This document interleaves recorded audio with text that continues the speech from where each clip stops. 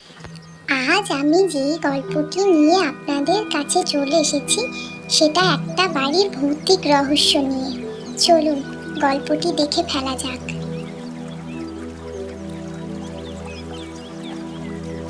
কত দিনের শখ ছিল যে নিজেদের একটা বাড়ি হবে। যাই হোক, অবশেষে সেই শখ পূরণ হলো। কি মা, নতুন বাড়ি পছন্দ হয়েছে তো তোমার? চিরটা কাল তো ভাড়া বাড়িতেই কাটলো, অবশেষে এসে নিজেদের বাড়ির মুখ দেখতে পেলাম। তোমাদের পছন্দ হলেই আমার পছন্দ। কি মেঘা, তোর পছন্দ হয়েছে তো? আমার খুব পছন্দ হয়েছে, খুব পছন্দ হয়েছে। তোমরা সবাই সবাইকে জিজ্ঞাসা করছো, ওই মাকে তো একবারও জিজ্ঞাসা করছো না।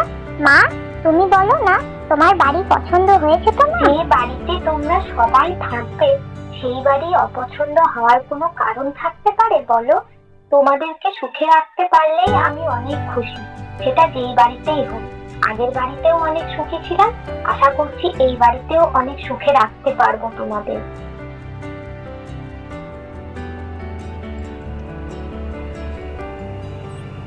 এরপর রাত্রি নেমে এলো। সবাই খাওয়া দাওয়া সেরে নিজের নিজের ঘরে চলে গেল। মেঘা তার ঠাম্মার কাছে ঘুমাচ্ছিল। হঠাৎ করে ঘুমোতে ঘুমোতে মেঘার মনে হলো যে কেউ তাকে ডাকছে। মেঘা, মেঘা, মেঘা। আমার মনে হলো যে কেউ আমাকে ডাকছে, কিন্তু এত রাত্রিবেলা কেই বা ডাকবে? মা বাবা নয় তো? দেখি তো, যদি কোনো দরকারে ডেকে থাকে। তারপর মেঘা বারান্দার দরজার কাছে চলে যায়।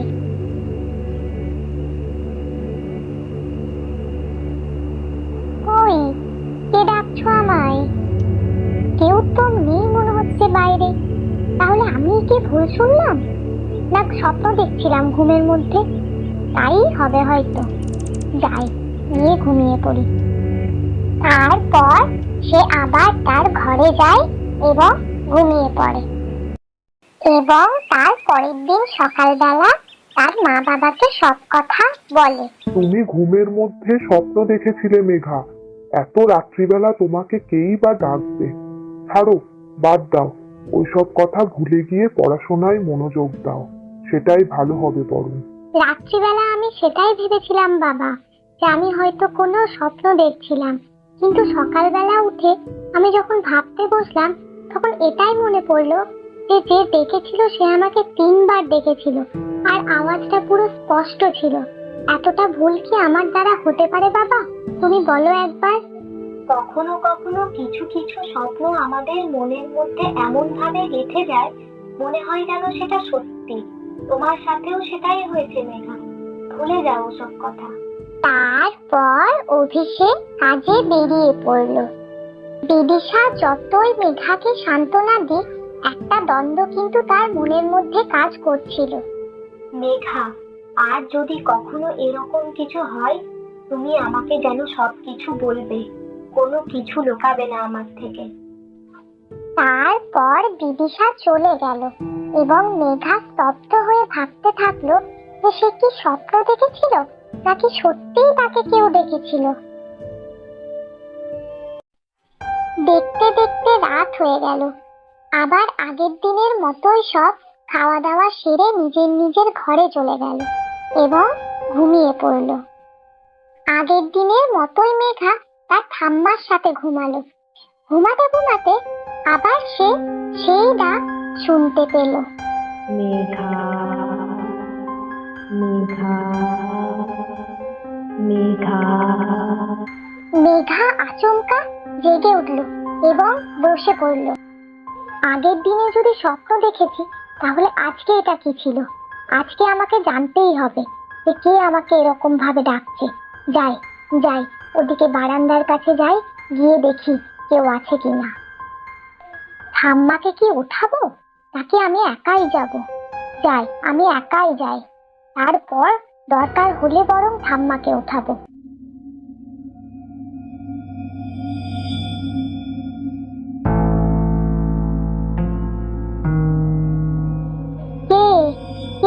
দরজার বাইরে? কেই বা আমাকে ডাকছো? কে তুমি? সাহস থাকলে কথা বলছো না কেন? কেন এরকম লুকোচুরি?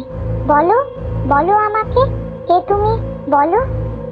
তুই আমাকে চিনবি না, তোর জেনে লাভও নেই আমি কে। শুধু এটুকুই বলবো, যদি প্রাণে বাঁচতে চাস তাহলে তোরা এই বাড়ি ছেড়ে দে, তাহলে কেউ বাঁচবে না, কেউ না, কেউ বাঁচবে না, কেউ না, কেউ না, কেউ না। আমরা এই বাড়িতে থাকলে তোমার কিসের সমস্যা? হ্যাঁ, বাচ্চা মেয়ের মতো থাকবি। তোকে যে কথাগুলো বললাম সেইগুলো তোর মা বাবাকে বলবি, না হলে কিন্তু কেউ বাঁচবে না। কিন্তু কে তুমি সেটা তো বলে দাও। সেটা না বললে কি করে বলবো বাবাকে যে কে বলেছে কথাগুলো? তারপর অপর প্রান্ত থেকে কোনো উত্তরই আসেনি। পরের দিন সকালবেলা আবার মেঘা তার মা বাবাকে সব কথা বলে। না বাবা, বিশ্বাস করো, আমি কোনো মিথ্যা কথা বলছি না। আমি কোনো স্বপ্নও দেখিনি। সত্যি আমাকে একজন ডাকছিল। 3 বার মেঘা বলে ডাকার পর আমি বারান্দার কাছে যাই। সেখানে সে আমাকে বলে, আমরা যদি এই বাড়ি না ছাড়ি তাহলে আমরা কেউ বাঁচবো না। আমার মনে হচ্ছে মেঘার কথায় গুরুত্ব দেওয়া উচিত। কি পেয়েছো কি সকালবেলা তোমরা মা মেয়েতে? এতদিন পর কষ্ট করে আমার ছেলেটা একটা বাড়ি কিনলো, সেখানেও কি শান্তিতে থাকতে দেবে না আমার ছেলেটাকে? তোমাদের যদি সমস্যা থাকে তোমরা এই বাড়ি থেকে চলে যেতে পারো। তারপর সবাই চলে গেল এবং মেঘা হতভম্ব হয়ে দাঁড়িয়ে থাকলো। দেখতে দেখতে রাত হয়ে গেল। অন্য দিনের মতোই সবাই খাওয়া দাওয়া সেরে নিজের নিজের ঘরে চলে গেল এবং ঘুমিয়ে পড়ল। ঠাম্মাও ঘুমিয়ে পড়ল। হঠাৎ করে মাঝরাত্রিতে ঠাম্মার ঘুম ভাঙল এবং সে দেখল তার পাশে মেঘা নেই। তিনি চিন্তিত হয়ে পড়লেন।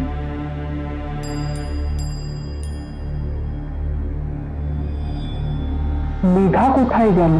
বাথরুমের দরজা তো খোলা, তাহলে কি বারান্দার দিকে গেছে?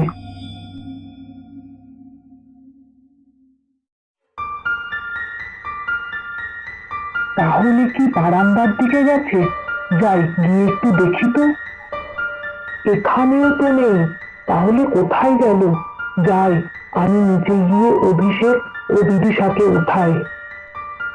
অভিষেক, অভিষেক, অভিষেক, অভিষেক, ওঠ।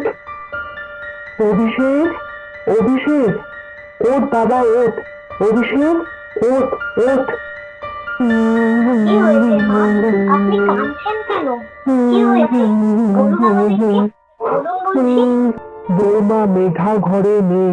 আমি বাথরুম, বারান্দা সব জায়গায় খুঁজেছি, কোথাও নেই মেঘা, কোথাও নেই। আমি তো আগেই বলেছিলাম যে মেঘার কথা বিশ্বাস করা উচিত। কেউ আপনারা আমার কথা শোনেননি। এবার এনে দিন আপনারা আমার মেয়েকে, যেখানে খুশি হোক। এখন তর্ক বিতর্ক করার সময় নয়। আমরা আগেই যদি মেঘার কথা শুনতাম তাহলে আজ আমাদের এই দিন দেখতে হতো না। এখন যে করেই হোক আমার মেয়েকে খুঁজে বের করতে হবে। চলো, চলো সবাই, চলো। মা, বিদিশা, কোথায় গেল আমাদের মেঘা? কোথায় গেল? এত খুঁজলাম, তবুও কেন তাকে খুঁজে পেলাম না? আমরা কি আর খুঁজে পাবো না তাকে? মা, কোথায় আছে আমাদের মেঘা? কেউ একবার তো বলো আমার মেয়েকে কে নিয়ে গেল? কোথায় গেল আমার মেয়ে? কোন উপায়ে আমার মেয়েকে ফিরে পেতে পারি? কেউ একবার তো বলো, একবার তো বলো। শুনবি উপায়? এই বাড়ি ছেড়ে দে, তাহলেই তোরা তোদের মেয়েকে পেয়ে যাবি, না হলে কোনোদিন পাবি না। তার সাথে তোরাও মরবি। কে তুমি? কে? আর কেনই বা আমাদের সাথে এরকম করছো? আমরা তো তোমার কোনো ক্ষতি করিনি। তাহলে কেন নিয়ে গেলে আমাদের মেয়েকে? ফিরিয়ে দাও, ফিরিয়ে দাও বলছি। দেখবি আমি কে। এই পিশাচিনি, আমার নাতনি তো তোর কোনো ক্ষতি করেনি, তাহলে কেন নিয়ে গেলি আমার নাতনিকে? এনে দে বলছি। তুই হাসছিস কেন? আমার কথা শুনে কি তোর হাসি পাচ্ছে? হ্যাঁ, তোদের এই অবস্থা দেখে আমার হাসি পাচ্ছে। তোর নাতনিকে একটা শর্তেই ছাড়তে পারি, আমার একটা বদনাম আছে, আমাকে যদি সেই বদনামটা থেকে মুক্ত করতে পারি তাহলেই ছেড়ে দেবো তোর নাতনিকে। তাহলে এক্ষুনি বলো কি বদনাম, আমরা তোমাকে এক্ষুনি বদনাম মুক্ত করে দেব। দয়া করে আমার মেয়ের কোনো ক্ষতি করো না। সেটা খুঁজে বার করার দায়িত্ব তোদের। যতক্ষণ পর্যন্ত তোরা আমাকে বদনাম মুক্ত করতে না পারছিস, তোদের মেয়ে আমার হেফাজতেই থাকবে। আমি আসছি, কথাটা মনে থাকে যেন। আমরা এই পিশাচিনের ব্যাপারে তো কিছুই জানি না, কিভাবে তাকে বদনাম মুক্ত করব। এখন এই বিপদ থেকে একমাত্র আমাদেরকে পণ্ডিত মশাই বাঁচাতে পারবেন। হ্যাঁ হ্যাঁ, চলো আমরা সবাই মিলে তাড়াতাড়ি পণ্ডিত মশাইয়ের বাড়ি যাই। চলো চলো তাড়াতাড়ি। পণ্ডিত মশাই, ও পণ্ডিত মশাই, পণ্ডিত মশাই, দয়া করে একটু বেরিয়ে আসুন। কি হয়েছে মশাই, হঠাৎ করে এত রাত্রিরে আবার আমার বাড়ি? কিছু বিপদে পড়লেন নাকি? হ্যাঁ পণ্ডিত মশাই, ভীষণ বড় একটা বিপদে পড়ে গেছি। একমাত্র আপনিই পারেন আমাদেরকে এই বিপদ থেকে উদ্ধার করতে। আমরা যেই বাড়িতে এসে উঠেছি সেই বাড়িতেই এক পিশাচিনী বাস করে, এটা আমরা জানতাম না। সে আমার মেয়েটাকে তুলে নিয়ে গেছে। এখন আমাদের বলছে ওর নাকি একটা বদনাম আছে, সেই বদনাম থেকে ওকে মুক্ত করতে পারলেই মেয়েটাকে ছাড়বে, না হলে ছাড়বে না। আপনি তো এখানকার আদি বাসিন্দা, আপনি ও সম্বন্ধে হয়তো কিছু জেনে থাকবেন, তাই দয়া করে বলুন আমাদের, বাঁচান আমাদের। তাহলে শুনুন, আপনি এখন যেই বাড়িতে এসে উঠেছেন সেই বাড়িটা একসময় মহেশ ঘোষ নামক এক ব্যক্তির ছিল, এবং সেই বাড়িতে মায়া নামক একটি মেয়ে কাজ করত।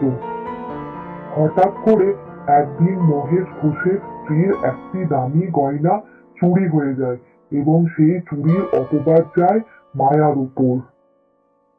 তারপর মায়া সেই অপবাদ সহ্য করতে না পারায় সেই বাড়িতেই আত্মহত্যা করে। সেই মায়াই হলো এই পিশাচিনী যে আপনার মেয়েকে নিয়ে গেছে। তারপর থেকে এখনো পর্যন্ত কেউ তার সামনাসামনি যেতে পারেনি, একমাত্র আপনারাই পেরেছেন। আপনারাই পারেন তাকে বদনাম মুক্ত করতে। তাহলে চলুন আমরা এক্ষুনি যাই, এক্ষুনি গিয়ে পিশাচিনীকে বলি যে তাকে আমরা তার সমস্ত বদনাম থেকে মুক্তি দিয়ে দেব। তারপর আবার তারা সেই ঘরটির সামনে এসে হাজির হলো। মায়া দেখো, আমরা চলে এসেছি। মায়া দেখো দেখো। এ আবার দেখছি তোমরা পণ্ডিত মশাইকে ধরে নিয়ে এসেছো যে। মায়া, তুই কি চাস না বদনাম মুক্ত হতে? এনারাই তোকে বদনাম মুক্ত করে দেবে। তুই দয়া করে এদের মেয়েকে ছেড়ে দে মায়া, আমি তোকে কথা দিচ্ছি, এরাই পারবে তোকে বদনাম মুক্ত করতে। তাহলে তোমরা আমাকে কথা দাও পণ্ডিত মশাই, যে কাল তোমরা সারা গ্রামে বলবে যে মায়া চোর ছিল না, মায়া চোর ছিল না, মায়া চোর ছিল না, তাহলেই আমি এদের মেয়েকে ছেড়ে দেব। আমরা তোকে কথা দিচ্ছি মায়া, তুই যেটা চাস সেটাই হবে। তুই শুধু এনাদের মেয়েকে ছেড়ে দে। হ্যাঁ মায়া, আমিও তো একটা মেয়ে, আমি তোমার বেদনা সব বুঝতে পারছি। আমি নিজে কথা দিচ্ছি তোমায় যে তোমার সব বদনাম মুক্ত করার দায়িত্ব আমাদের। এবার অন্তত বলো আমাদের মেয়ে কোথায় আছে? তোদের মেয়ে এই বাড়িতেই আছে, ভালো করে খোঁজ পেয়ে যাবি।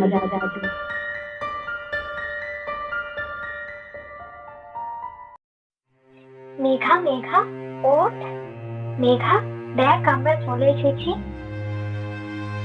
আর কোনো ভয় নেই মা। মা, আমি এখানে কি করে এলাম আর কি বা করছিলাম বলো আমাকে। ওটা একটা দুঃস্বপ্ন ভেবে ভুলে যাও মেঘা। আর পণ্ডিত মশাই, আপনাকেও অনেক ধন্যবাদ। এরপর তারা ওই বাড়িতে সুখে শান্তিতেই বসবাস করতে থাকে, এবং তার পরের দিন সকালে তারা মহল্লার সবাইকে এই ঘটনা সম্পর্কে জানায়, এবং এটাও জানায় যে মায়া চোর ছিল না, তাকে মিথ্যা অপবাদ দেওয়া হয়েছে।